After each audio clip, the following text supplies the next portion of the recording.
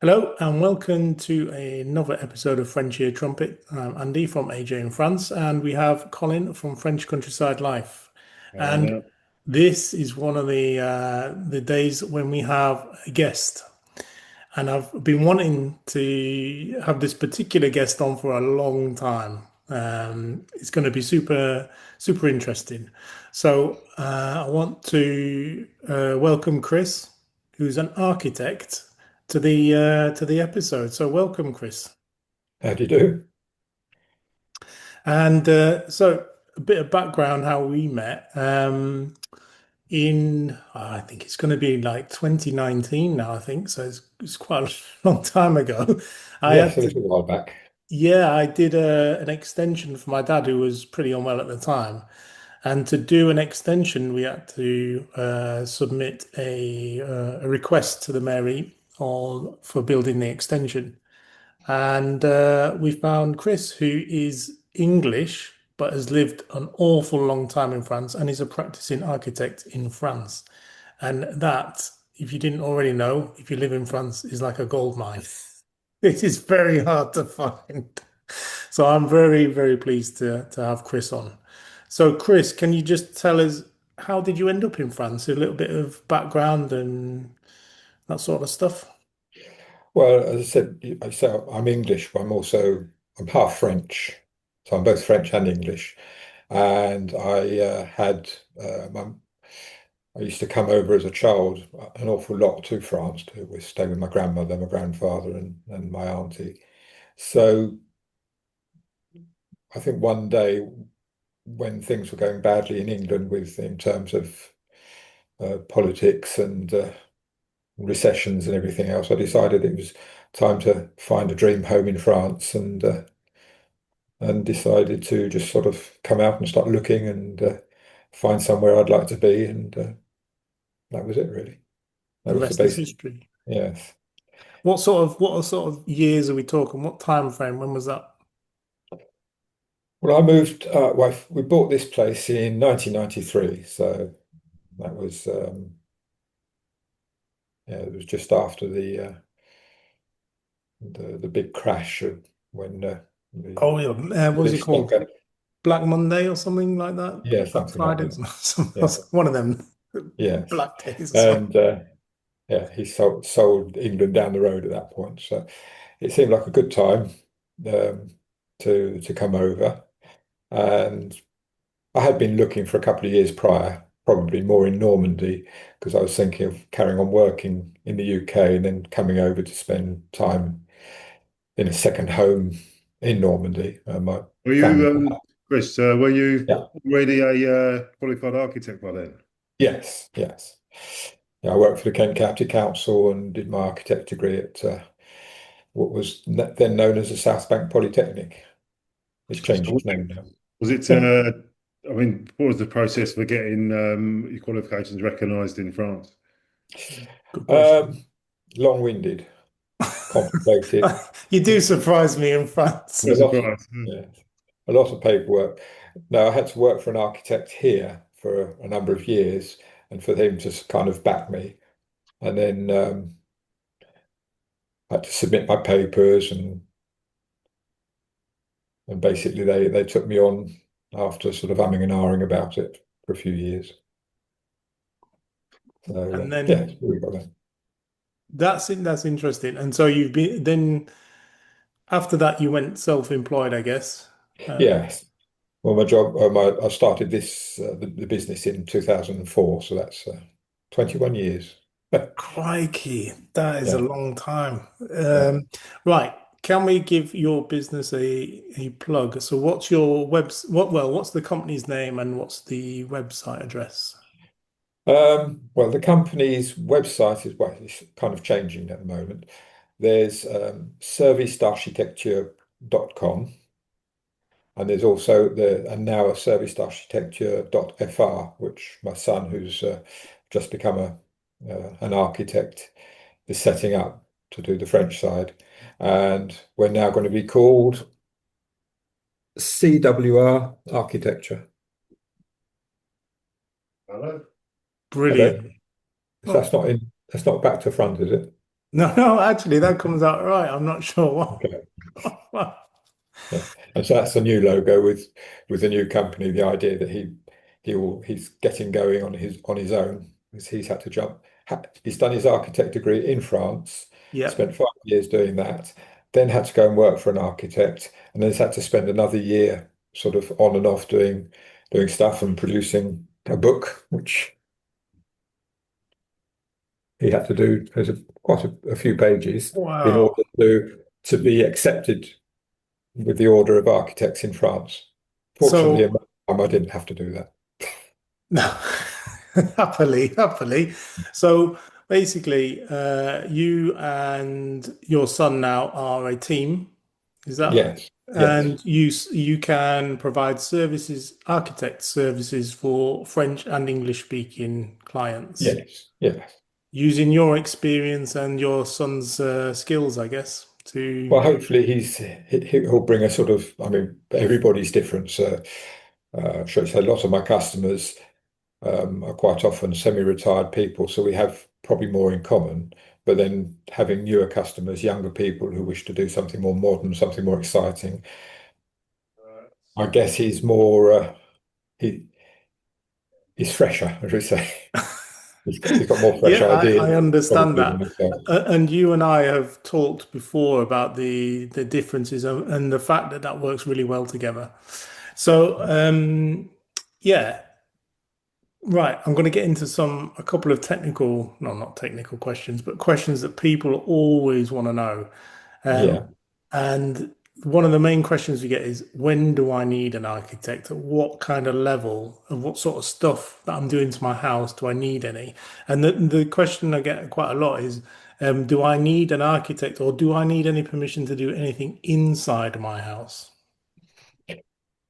Well, technically, if you want to do anything inside an existing property, you can do what the hell you like, as long as you don't create any openings.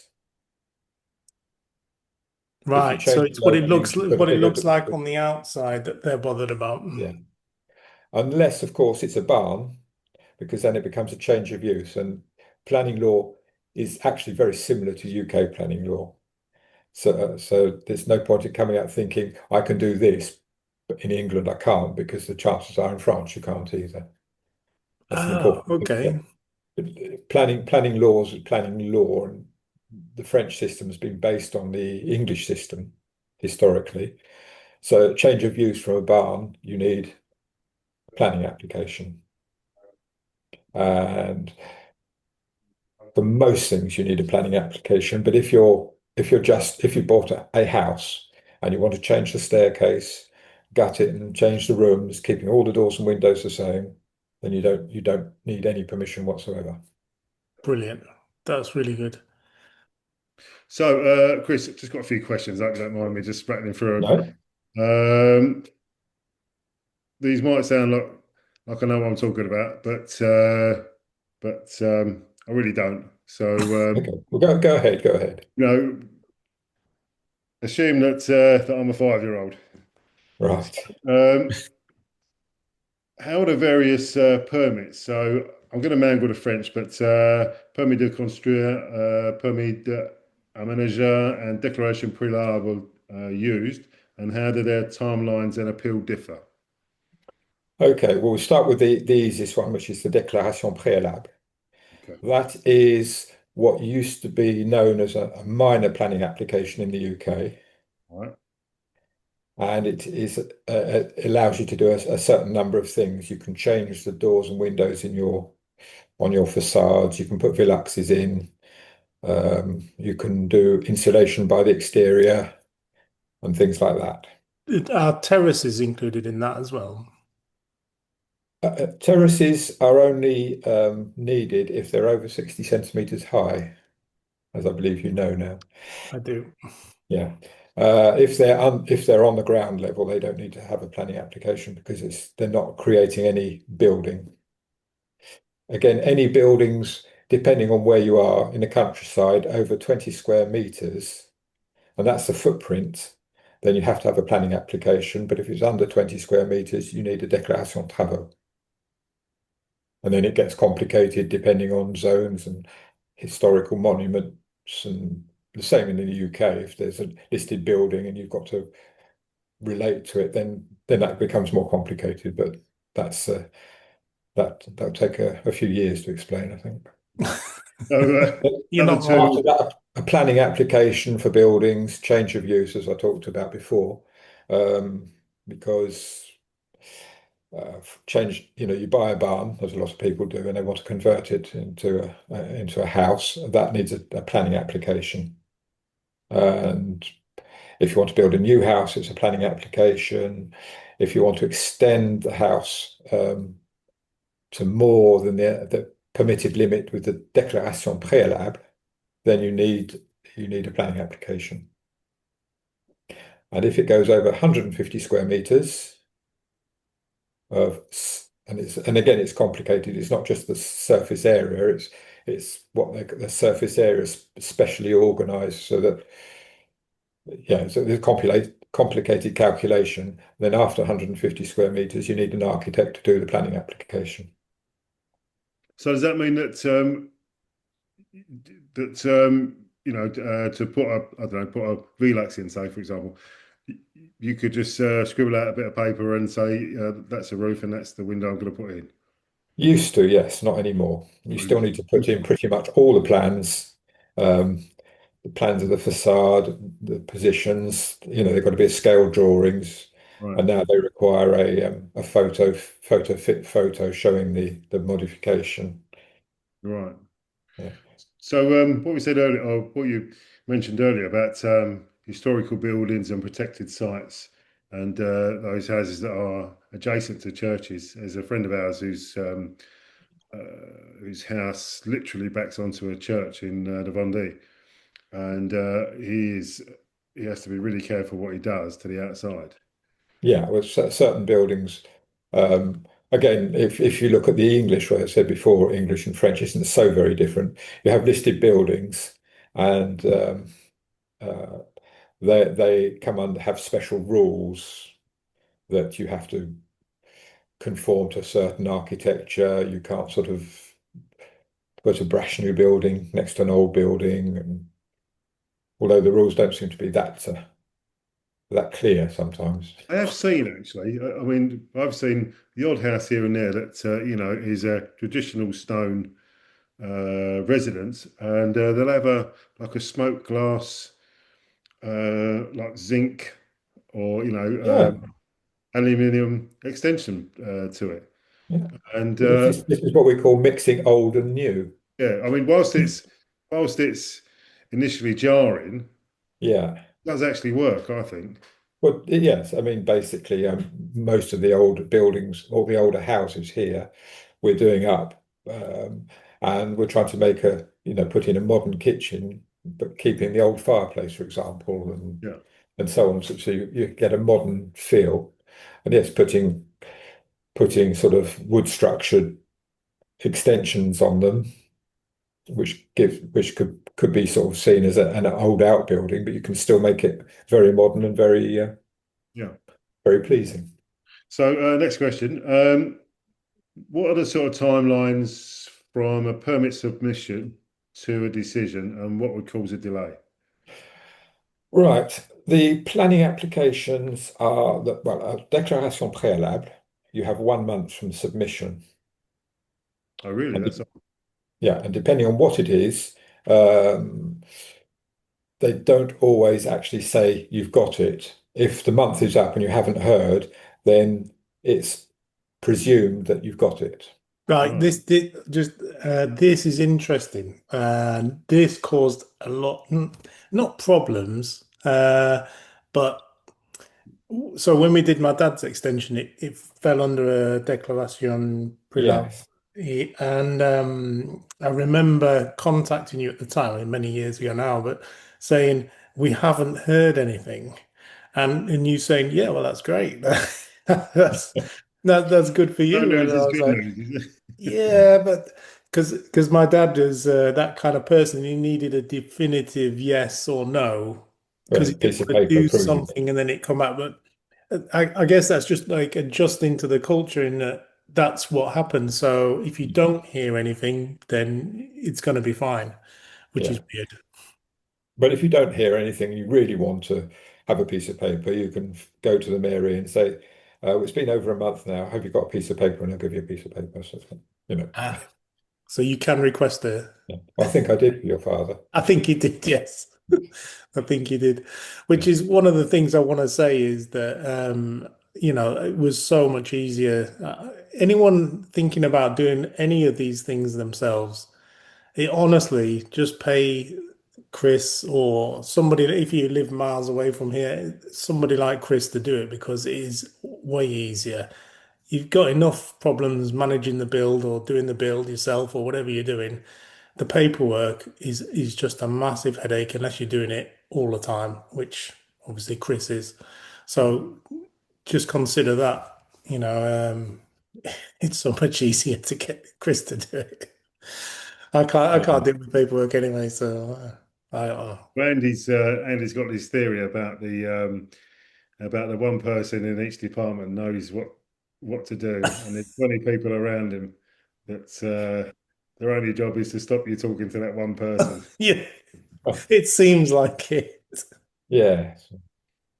So, moving on, Chris, if that's all right. So you've put in your permit submission Yeah. and you've had it turned down. What's the process to challenge the decision? Actually, Okay. I, I'll go yeah, back because a planning application is 2 months, not 1 month. The déclaration mm. préalable is so for any main planning applications, it's actually 2 months.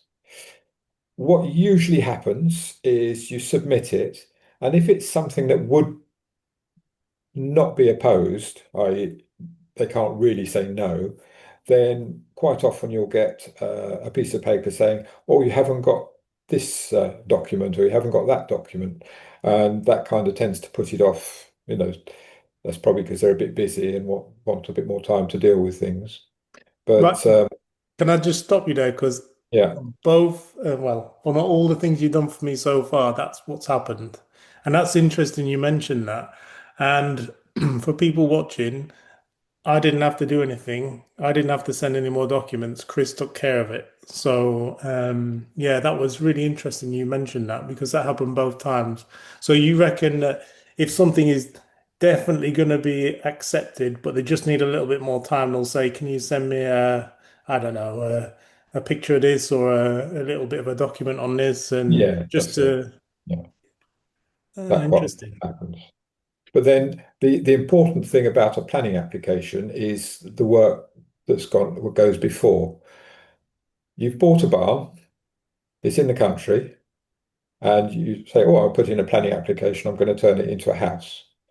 But it's possible that it's your question. So you put your planning application, it'll be refused simply because the town plan or the local plan actually has already said this zone you cannot have a house if it's close to a farm or something like that. So Hmm. there are a number of reasons why a planning application should be refused, but you really need to look into that before you buy a property even.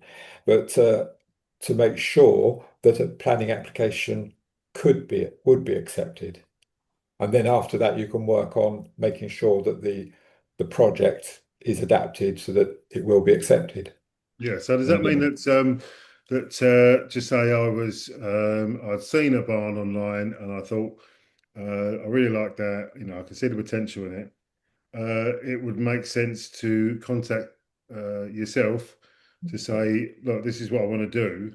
What do you think? yeah, well, I get numerous calls, people saying, we're looking at that, and I've had to say a few times, well, uh, you can't. It's best to find something else, Yeah. unfortunately. Okay. But because the rules are the rules, and there's some things you just can't do. So moving on from that, Chris, let's just talk briefly about something that Andy's all over. He's all over it like a cheap suit. What's that? So the requirements and incentives for energy renovation, retrofit, and solar integration in existing buildings. Mhm. So Yeah. So first, let's break that down a bit. What are the incentives for for solar, for adding solar, or maybe if you're doing a renovation of a barn, like we just said, are there any incentives to integrate a solar system or like a ground source heat pump? Are there any incentives that you can take advantage of Okay, well, that process? there are grants for various installations, assuming that you're a French resident. Ah, yes, yes. Okay, Mm. yeah. So prior to actually looking for incentives, you need to be a French resident in order to qualify for those grants. So sorry, just to interrupt you there. So that's Yeah, interesting. So can you just define French resident for me? means that you're living here as a tax resident, Right. essentially, and you've got your carte de séjour, you've got your Yeah, yeah, yeah, basically. because You're living and people get working and or retired and or whatever in yeah, France. yeah, yeah. So there's all sorts of grants you can take advantage of for that. There are grants. At the moment, they've mostly been suspended because we haven't got a government at the moment, or we have got a government. We're not sure if we've still got a government. And It's a bit tricky at the moment. yeah, and they've suspended it, but they're talking about putting it back on for insulation in September, which is quite good. So I've got a customer who was hoping to get that. And so we've had to sort of slow things down to wait for see what the government say. Yeah. There are, I don't think there's that many for solar panels anymore. You'd No, know more about that. But the incentive for solar panels is simple. If you don't have to pay for your electric bill, then that's great. no, Mm. absolutely. And If with you've got an the old barn and you're doing it up and you want it's the time to do it because rather than investing in all sorts of things, investing in the solar panels means your heating, it can be done by electric heating because you've got the power to do it. Mm. Although it's more technical than that, I appreciate that. But no, the incentive is to that's save money and roughly it. Yeah. not have to pay standing charges and for the expensive electricity, basically. Well, the thing about solar is if you're doing something up, it's best, and you're going to live there for a number of years. You're better Yeah, investing in it straight away, and yeah, that reduces your ongoing costs for the next, I don't know, however long you live there. So that's right. Yeah, it's a no-brainer. yeah. And Anyway, for heat pumps, um, hmm. if you want to go that route, then obviously there are will be grants if you're a tax resident, which are for for double glazing for or triple glazing even for heat pumps and for insulation, whether it's by the exterior or interior, that is grant you get grants for in There was France. there was a there's a few of my customers that took advantage of that €1 insulation. They've got sous-sol houses. Yeah, it's not Uh, €1 though. no. Can you just expand on that a little bit? Well, I mean, they talked about you get it for €1, but when it comes down to it, it depends on how much you earn, and there's a Yeah. whole raft of criteria. And 90% of the time, you get something like you get probably max 20-30% grant on anything like that, so long as it's done by a professional company. Oh yeah, that's a good point actually. So if you're putting insulation in and you can do it yourself, like a lot of people do, it's actually cheaper to go and buy this stuff and do it rather than get a grant. Yeah. Yeah. Simple That's as that. interesting. At the end of the day. Doesn't make sense really, but yes. Yeah. Oh, And if you can't do it, or you're not willing to do it, or you're working, and Or you're you unable, just want to I come in guess. and move in, then it's yeah, Hmm. it's a valuable sort of help towards doing the house. Or- so just moving on to one more question. yeah, What's the role of the mayor's office in enforcing planning rules? enforcing planning rules. The mairie or the mayor doesn't do anything. Okay. Basically, again, there's not quite an equivalent in the UK. The local mayors obviously you can apply to the planning application. There's usually a lady or a man sort of actually who works for the mairie who knows a bit about planning laws who will look at your dossier. But mostly it's now what they call the Communauté des communes who have a planning department, and they have what they call service instructors, and the mayors just or the mairies just send all this information to them, and they deal with it. The mayor can override them, but he has to justify it, and 9 times out of 10, well, 99 times out of 100, he won't. No, it's just going to be making work for himself, isn't it? That's right. So basically, his role is to stamp the piece of paper you get saying you've got it or you haven't got it. Mm. That's And yeah, that's really interesting. I didn't realize the mayor was not forefront in that anymore. But it used to be like that, I think. I think the mayor did have more say. And like you said, they went to a more regional based yes. system, I think. Well, before the service instruction was done by a government department, which was then called the DDE department. I can't remember what it meant, but anyway, who actually had did the planning, checked the planning applications and told the mayor whether they could or not. Right.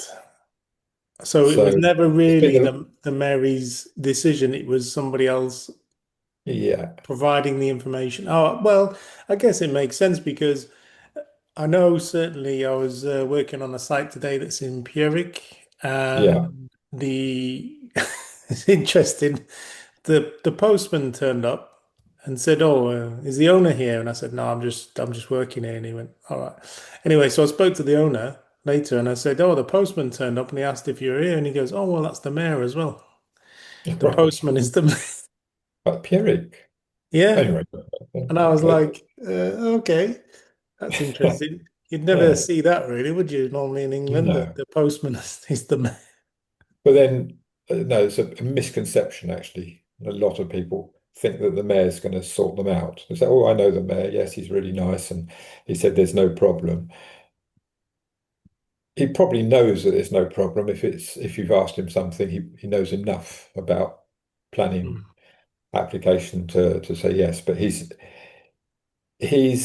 can make a decision, go against what the service instructors say there if he wants to, and if there's a good reason to.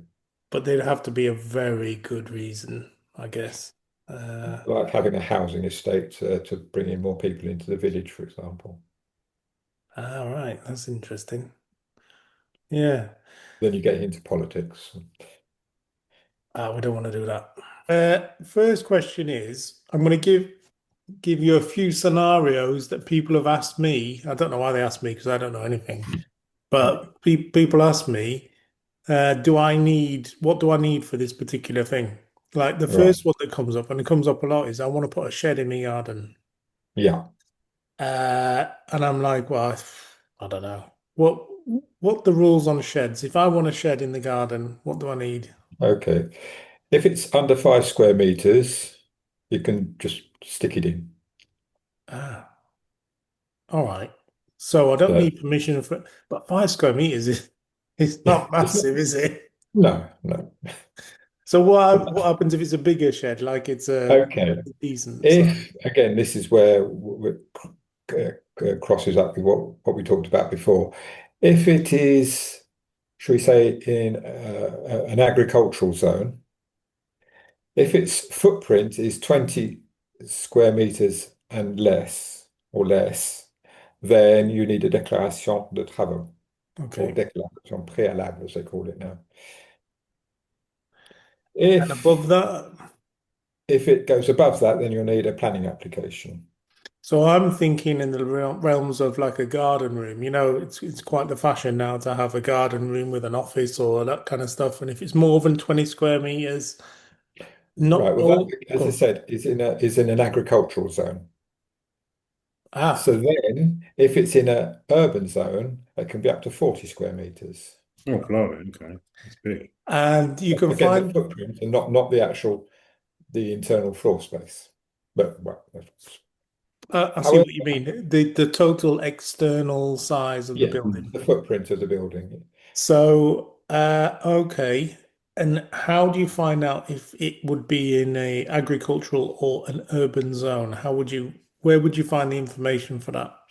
This is where you'd go to the mairie and ask to look at the local town plan, give them the, uh, the cadastral plan, which is the ordnance survey plan of your uh, property, Mm. and say, "This is where I live. What can I do this there? Can I do that there?" And they can check on the local town plan and tell you whether it's possible or not. So real life scenario, Chris. Yeah, So there was a greenhouse outside my house in the back garden on a concrete slab. yeah, Um, I gave the greenhouse to the neighbour opposite, and I built a wooden tiki bar on the same footprint. right. Um, I didn't seek anybody's permission. I just thought because it's virtually the same size as the greenhouse, it's on the same footprint. Yeah. I didn't think I'd need to do anything. Are you going to tell me now that I should have done? Technically, yes, but again, it depends on where you live. I mean, and whether it really has any effect on somebody because you're changing it from a greenhouse to a wooden shed or whatever it might be. Hmm. And it depends whether you're in the countryside or not in the Right, countryside. in the country, definitely in the countryside. Yeah. Yeah. So basically, it doesn't affect anybody. So you can probably get away with it. Hmm. I wouldn't, I'll just invite I them wouldn't, I round wouldn't and run to getting uh, going for the paperwork for that. I yeah, mean, you could have just sort of boarded out your greenhouse, if you look at it that way. exactly. Yeah, yeah. No, I'll just But technically, you should put in a déclaration préalable if it was over 5 square meters, obviously. and even so, I mean that would be retro. What's the word? If you Retrospect. did it now, yes, it would be retrospective. Retrospective. There you go. Good or someone knows what they're talking about Yeah. now.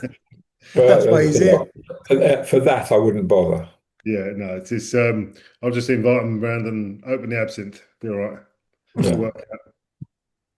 Right, okay, moving on because we really don't have much time and it's No, really crack Okay, go on. frustrating. on So I want to know from the questions I get, also the next thing, the shed is quite popular. Barn conversions you've covered. What about if I've got a house where, and it's quite common, the ground floor is habitable, but upstairs is completely empty, but they want to change that into accommodation Good upstairs. question. Loft Well, the conversion ups, in effect. yeah, the upstairs from a what they call it a grenier in French, but it's a hayloft basically. It's part of the house, and it's included in the square meterage of the house. So you're free to do whatever you want into it. However, to get light in there, you're going to have to put in Villaxes, and at that point, you'll need a déclaration préalable. So, from that perspective, it's anything that really changes the outside look of the house. You definitely Yes, gonna you're gonna need something for that, aren't you? yes, yeah. Right. And if you Okay. take most properties, if especially the old the older older houses, the older stone buildings, the chances are you're going to want to put in a bay window somewhere, or you're going to want Mm. to add light and change, So 9 times out of 10, gutting it and starting again, trying to use the old openings doesn't work. Yeah, I get what you mean. So I've got another question here. What if I want to just get rid of something, like a shed that's virtually fallen down, or there's a ruin on my property? I get that a lot, and I just want to get rid of it. Do I need to ask permission for that, do you think? Or... You again, that is more complicated. It depends on the commune and their town plan whether you need to put in what they call a permis de démolir, a Okay. demolition application. But not everywhere has to. Not every building has to, and it depends on the town plan as to what they've put in. But I think we're basically, I'm getting the idea here that uh, you would be able to find all that out and deal with all this for the client. Well, basically, if somebody says, "Look, I've got this, what this," you can look that up online. You can find out, and I can give them the information, and they can decide what they want to do. Basically, Yeah, interesting. 95% of the areas in France are now covered, and I've got access to the government websites, and so I can check up on all of these things. Basically, So I think coming down to it, the best thing to do is just give you a call and ask for your help, and then you can advise them accordingly. Um, the question is, because I know you do an awful lot, and you're a lot more than just an architect, and I've seen what you can do. So, how far from your base where you are you in 35 or 44? You're in 35, are you? 44. 44. Yeah. Um, how far Yes. from that base would you extend? What areas do you cover? I guess, well, depending on the project, I want to make that quite clear because I put a garden shed 200 kilometers away from here. I'd say, well, I could probably do it online almost, but I'd say no, but unless I could do it online. But depending on the size of the project, I sort of do a 200-kilometer radius, I guess. Well, that's enormous Yeah, because yeah, that encompasses my other house that you're looking at with your son, yeah, which I'm really excited to see what he comes up with. So that will be as far south as probably Poitiers, past Poitiers, I guess, and all yeah. the So I way mean, into Brittany. I've worked from Tours. We've currently got a place in the Morbihan, Saint-Triphaine, which is a manor house. Um, So Yeah. yeah, so if you get into sort of properties of that sort of um, size, then yes. To do a project management for a small property, 200 kilometers, I'd probably say no. Hmm. I do the plans and planning applications, but I know an awful lot of um, customers are doing a lot of the works themselves anyway. So, you know, And I've also seen some of the bigger jobs you've done, and they are enormous. They're big chateau type yeah, renovations. yeah. So something like that you could travel for, I guess. Yes, exactly. I mean, even for a renovation of a stone barn or a stone house, if it's a complete renovation, it's worth it, and Mm, definitely. it could be quite interesting as well, depending on the property. As you know, Absolutely. I had an Australian customer who wanted to build a timber framed house on a housing estate. It was 120, yeah, 120 kilometers away. But she couldn't afford it yet, and she wanted to build a granny annex, essentially a garden shed that you could live in, which we just talked about. And so, we did that. And Yeah. she was over the moon, and she came over from Australia to uh, to spend some time in it. Now she can come and spend some time in it until she can afford to build a house. So there's all sorts of things that go on like that. So. Yeah, and one of the other things you're equipped to deal with as well, which came in handy for me, was fosse septiques as well. Oh yes, installation again. So not only that, you can do all the paperwork and all the level tests for that as well, which Yeah, the soil that's tests, right. which oh my God, save Yeah, basically So all the problems I've got with stuff like that. I just give Chris a bag of cash and then he just does it. And for me, it's so much easier like that. It's just so just for something can't deal like with paperwork. that, Chris, if it was something that was a bit too far away to warrant you traveling, would you contract it out to someone to do for you? So like soil tests and stuff like that. Would you? well, if a soil test, I wouldn't travel that far. But No, obviously, but uh, so would you uh, contract that out?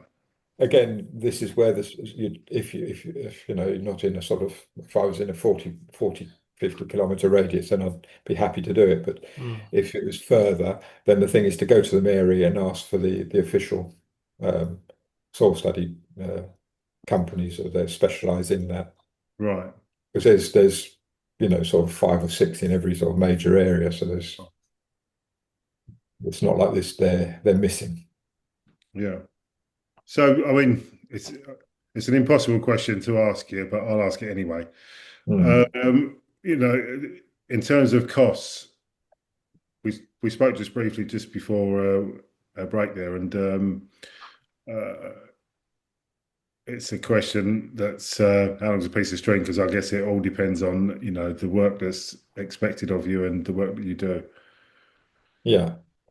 Again, well, I've got personally got a set of prices that range from a project starting at 60,000 euros, so that the project would cost 60,000 euros. So I put in a price for doing the plans and doing estimates. Then I have another price for doing the planning application, a third price to find the contractors to do the works and getting a sort of final costing and a final sort of and putting in plans to actually build the place. And then I charge 5% of the actual works Right. to to oversee the job, to do a project management. And then if it's a project that's 100,000, I get another set of prices, 150,000, 180,000, and going up. Obviously, it gets more expensive, but it keeps the cost down by having, so we say, fixed prices for the project. Yeah, no, I understand. Yeah. Yeah. Yeah. In fact, Yeah. that's a For, I good mean, that's a good way of doing it. Otherwise, you don't want a certain then, percentage for a small job. It would well, that's it. be, yeah, With yeah. somebody who wants just That's the a good planning idea. application, they've already got their own ideas of what they want to do. I only have to charge that Thanks. bit, which could be sort of 1,200, 1,500, depending on the overall project size. Uh, It really all does depend on the project and where it is as well. yeah, I know that. I just want to touch briefly on something else that we mentioned slightly earlier, Batiments de France. yeah, Uh, that is super complicated from my point of view. Um, Can you just can you, explain what that yeah, is? just explain Yeah. okay. Well, if you, I mean, in England, you've got the National Trust, Right, okay, yeah. and if you've got a listed building, they have to be. If you put in a planning application, the the town hall or the mairie, it's the count, yes, it's the local council, then submit the planning application to the National Trust, who then have their architects who say, oh yes, but this, that, and the other. So it's the same thing here. You've got the Architecte de Bâtiments France that actually look at the buildings and say that if you're within, I think it's 500 meters of a historical monument, you have to abide to certain rules. Mm. And it adds a month to the planning application, by the way. So You've got those Perfect. to, kind of rules would be something similar to what materials you use or what style of yes, construction or yeah. It depends the colours that you might use on windows, the alteration of a building if it's sort of within the visible area. and Um, colors of so render and styles and types of render as well as you as yes, you well that's it. know. Yes, yeah. And then, but sometimes, I mean, I had a recent one in Chateaubriand, which is not too far away. That was within 500 square meter, 500 meters from an architectural listed building, and the architect of Bâtiment France wrote back saying, "Well, as it's got no visibility to the property, to the old building, we don't care." Perfect. That's brilliant. And then there's another one which you know about, where again that has got no visibility, but they wanted some Yeah. bizarre rendering to why I don't know. I think just to justify their job. Yeah, and yeah, I pass that literally is where I go to work every day. Yes. I see it and I always think I have no idea why they did that. But that's what they wanted. Yeah. But the important thing is the services you supply, you deal with all that. You speak to Yes. Bâtiment de France. you're like a link between the administration and what the client wants, and Yeah. that's invaluable in my estimation. So this is the one person who actually knows what they're doing. See, Yeah, that's what you need. The one person who actually knows what they're Well, doing. mostly, When you've got yes. access to them, you're doing all right. you're in. So on. Right, okay. So I had another question. If there's an opening on the front of your house or the back of your house, well, might be the same or different, I don't know, and you want to just enlarge it, what kind of permission do you need for that? Again, you'd need a déclaration préalable All right, so that's definite. because you're Yeah. changing the nature of the facade. Even if it's right, okay. So the question was, I said yes, that's probably what you need, but the question was, well, even if it's at the back, is that still the case? Yes. Yeah, understood. No, There nobody you can go. see There's it. your answer. Thank you very much. Yes, you don't need much more than that, do you? So Brilliant. just to go off at a slight tangent, which is something that we never do. Um, what do the planning rules relate to temporary structures? So, for example, um, I'm really interested in, and I'm probably going to do solar panels on a temporary frame that I can take with me. So they'll be in the garden. Obviously, they'll be you'd be able to see them from the street or from the Yeah. say the street from the road. Where do we stand with any permissions that we need because they'll be visible, even though they're on a temporary frame and they're going to be moved or whatever. Well, yes, but Temporary structures, basically. you'll be creating a footprint, and that footprint will then will be subject to the various planning rules depending on the size. Right. So say If you six want to panels on build, a frame. yeah, if you want to build a pergola Right. and have your vines sort of growing in it, Yeah. Yeah. and it's just wooden posts, you pop it in there, and then you can move it wherever you want it, whenever you want it. You don't need a planning application because Right. it is temporary movable structure. Yeah.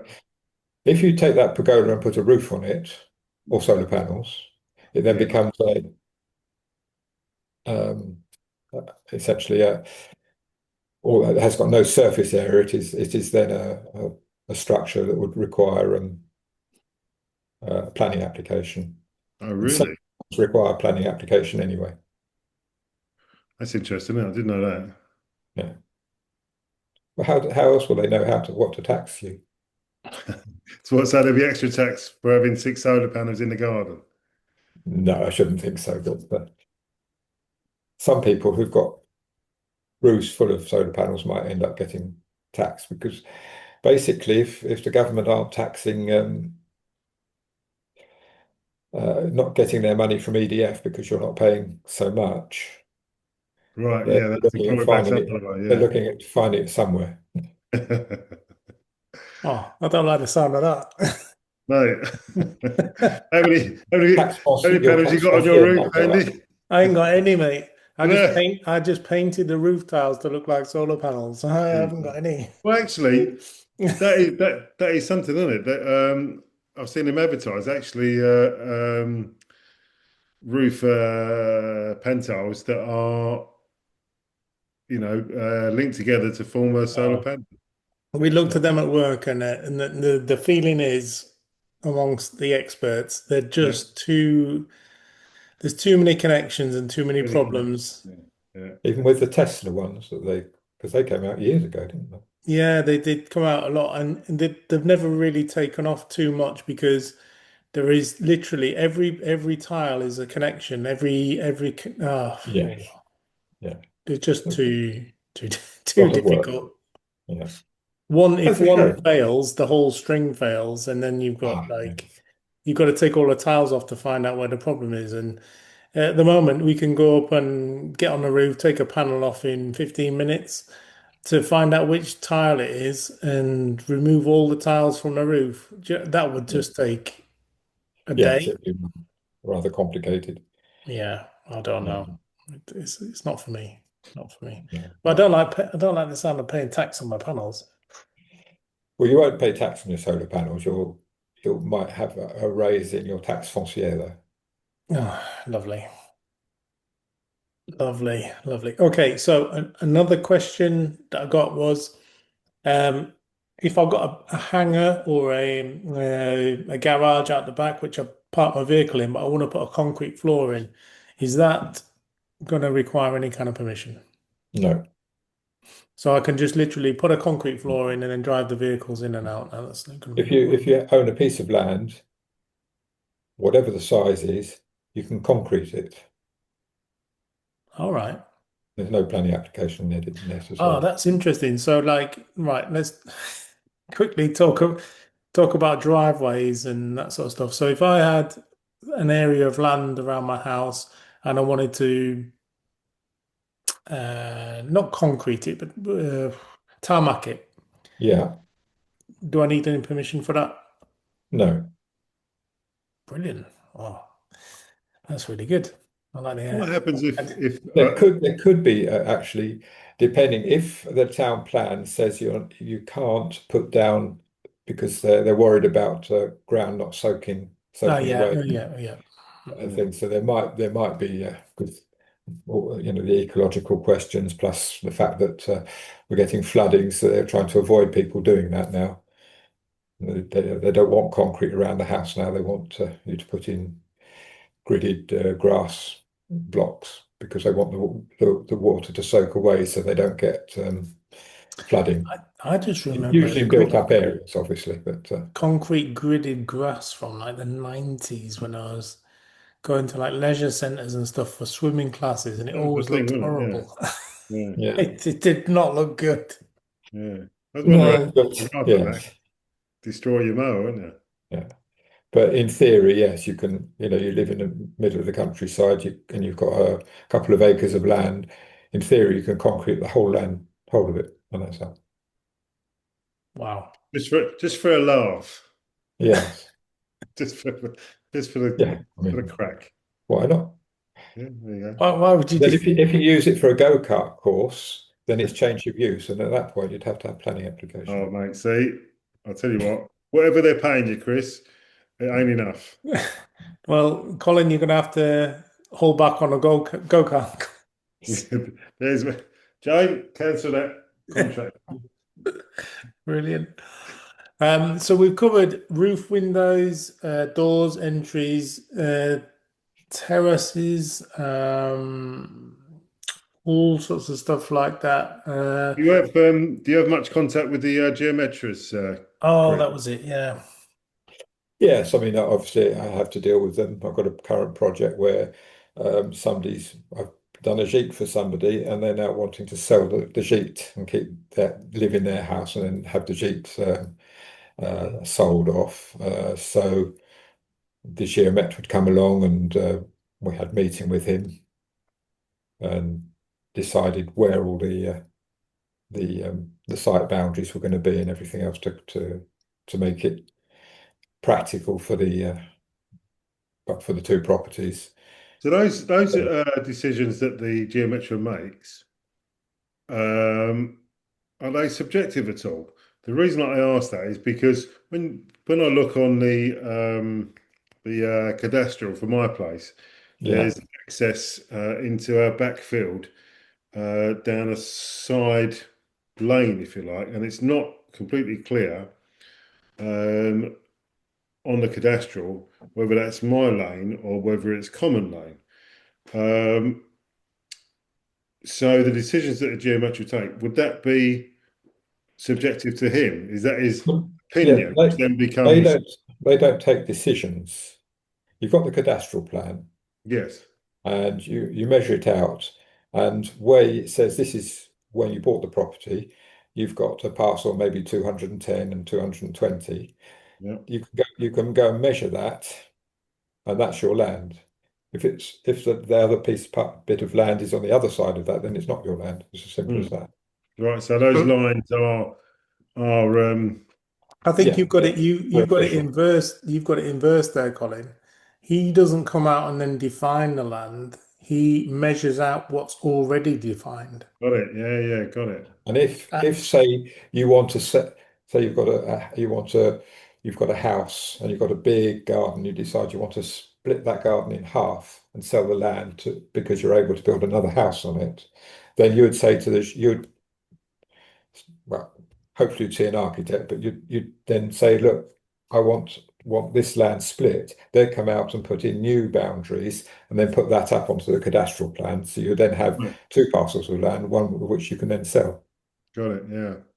It's interesting because this is where I had a story about a geomet. I had an official notification through the post that I had to be there for a rendezvous with the geomet because my neighbour had requested sectioning off what was mine and what was his. Right. Um, I was like, well, this was quite a while ago, and I said, well, I don't.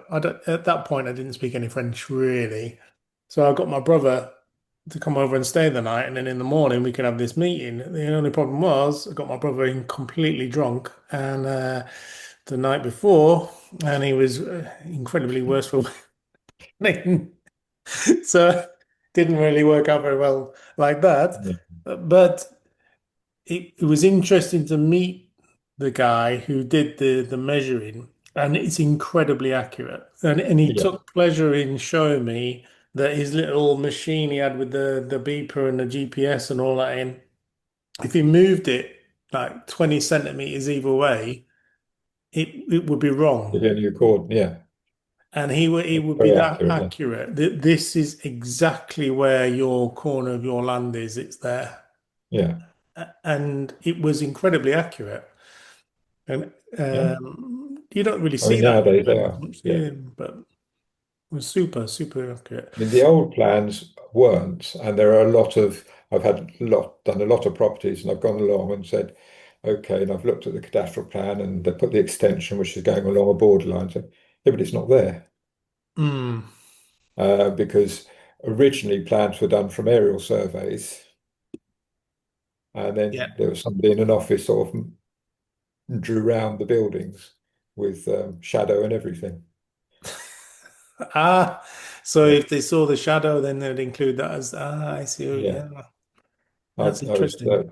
working for the Kent County Council, and one of my first jobs was to digitize the ordnance survey maps. So we had a kind of big table, we had the map on there, and we had to go around with a digital pen to get it computerized. And I don't think it was that accurate. It depends on what kind of day you're having. Right, I've got to, because I know we're running out of time now, really. Right, okay. The changing the windows in the Yeah. house. Now, so No, assuming you're not within 500 meters of a monument or whatever it is, a lot of people ask, can I change my windows for double glazing? Uh, do I need anything for that? if you're changing the style and if you've got white wooden windows Mm, and you change them for white PVC windows, you're not changing the color or the style. okay. If you then want gray or red or green windows and you've got wooden windows, then yes, you'd need a planning application because you're changing the aspect of the facade.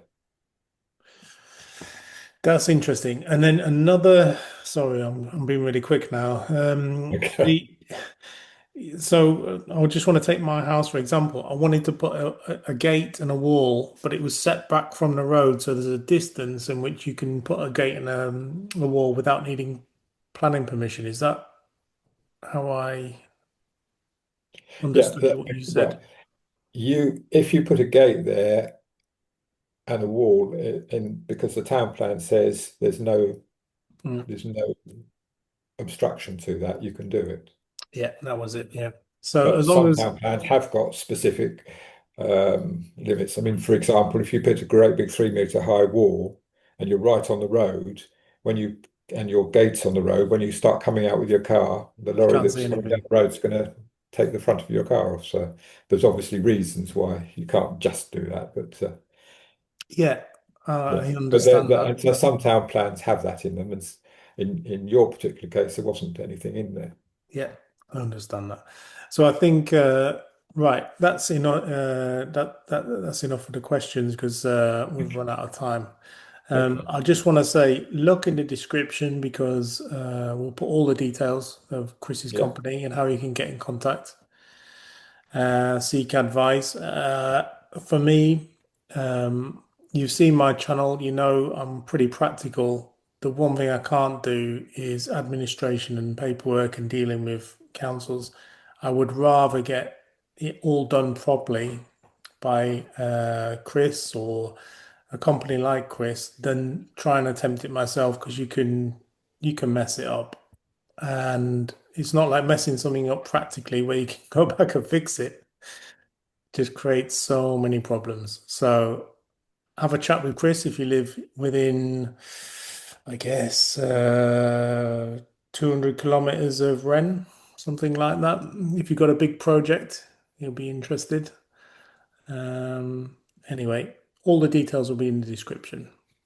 So as Andy's just said, that all the details, all the contacts will be in the description down below. And for me, I'd like to thank Chris for his time, and it's fascinating stuff. I've got Yeah, another questions I could easily yeah, easily I try, know.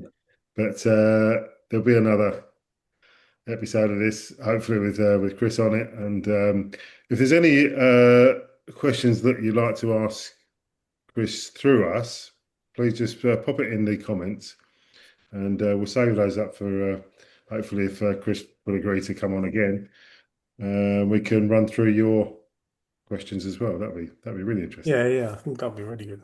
Yeah. So as I say, once again, thank you, Chris, for joining us. No problem. No problem. Fascinating. Basically, what I'm going to take away from this is I've got to ask permission for everything, basically. No. Yeah. So ask permission for everything. So normally it would be better to seek forgiveness and ask permission, but I think it's the other way around with with the planning. So as I say, thank you so much for watching. If you'd like to give the video a thumbs up, that'd be great. And press the notification bell so that you know when there's new content. And maybe think about subscribing if you're not subscribed already. And all that leaves to say is goodbye from me. That is goodbye from now.